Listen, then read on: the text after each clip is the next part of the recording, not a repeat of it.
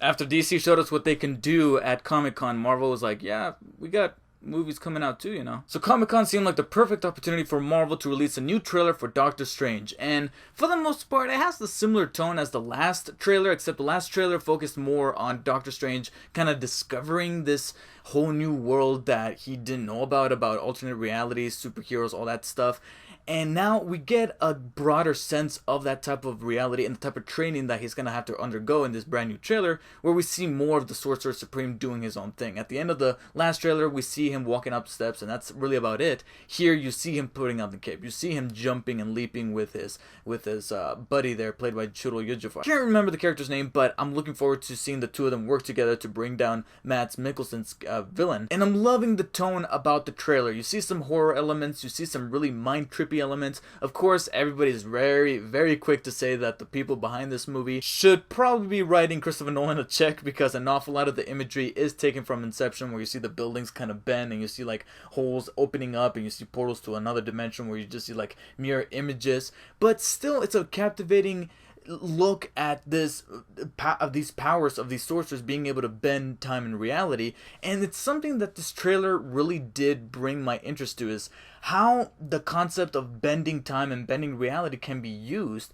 to really not only screw with the timeline of this solo origin story for Doctor Strange, but can it be used to kind of tamper with the current MCU storyline? Just think about it for a second. Do you think it's possible that maybe this movie can change that dynamic? They're already talking about how this movie can change the MCU and make things completely different than what they used to. Is it possible that maybe they can open up an alternate reality where either the Avengers don't exist or the Avengers went bad and have taken over? And that could kind of be used as a gateway into the new adventures after Phase 3 is done. And there you go. We just have a brand new can of worms to dissect once we get over with Infinity War and the whole Thanos deal. Not to mention that that element could also be used to give this movie this weight that really makes us feel for the character of Doctor Strange, played by Benedict Cumberbatch, who I think is going to do really well as the role. The only iffy part is his accent.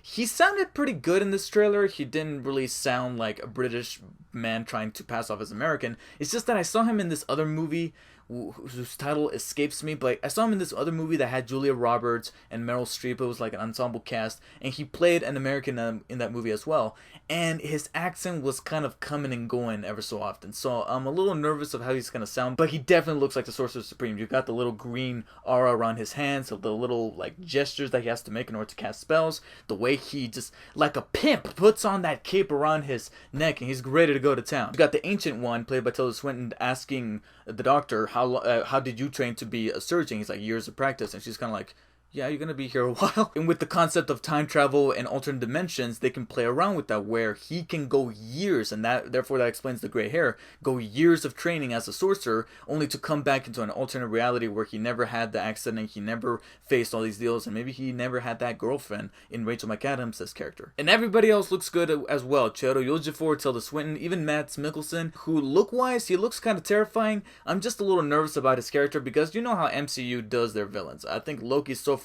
Loki and maybe some of the Netflix TV villains that we've had up until this point, from Jessica Jones's Purple Man or Kilgrave, and even Kingpin from Daredevil, they've been great, but in the movie side of things, they've fumbled the ball more than once when it comes to their villains, and there's no significant payoff to them. And I'm a little nervous that the same thing might happen with this character when he gives up that line saying, "I am death." It's just a very generic thing to say for a villain. And I know it's only a trailer, but I'm just not seeing that much of him for him to be a cool villain. But the trailer definitely has me more excited to see Doctor Strange. The cast looks great, the visuals look great, and it looks like Marvel's still keeping in tune with that humor, always ending their trailers with a joke. Knowing that they have Wi-Fi actually makes me want to go through all those years of training to become a sorcerer myself. So I'm definitely excited in Doctor Strange, and this trailer made me even more hyped up for the movie. Please let me know in the comments below, what did you guys think about the trailer? Does it look like meh? Do you think it's ripping off Inception just a tad bit too much? Or is this another staple in Marvel's slate of movies coming up that you're definitely excited to see, and how Doctor Strange is going to play up into this grand plan of the MCU leading up to the fight against Thanos? Make sure you like the video, make sure you share with all your friends, and hopefully those friends, as well as anybody who's new to my videos, please subscribe, because I got some more craziness coming your way. I'll see you guys.